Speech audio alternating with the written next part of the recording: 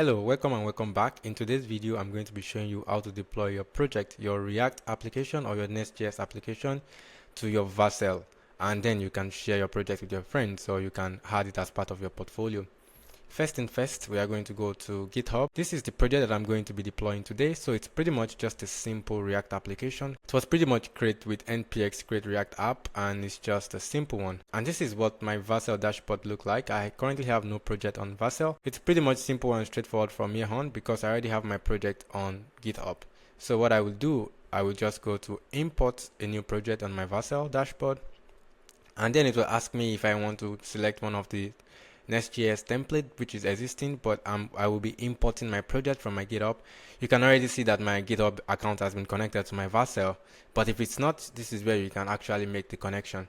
And I'm going to be looking for the project that I want to deploy here. You can see we are deploying Vercel app deploy, so we just do import that particular project.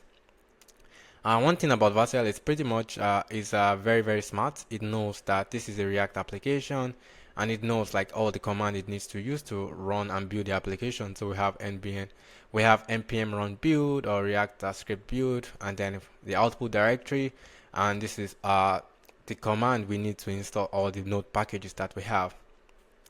If we have any environment variables, which we don't have in this particular project, this is where you can add all of them. You can add all the necessary environment variables, and then you can click on deploy. And Vercel will do its magic. Let's give it some minute.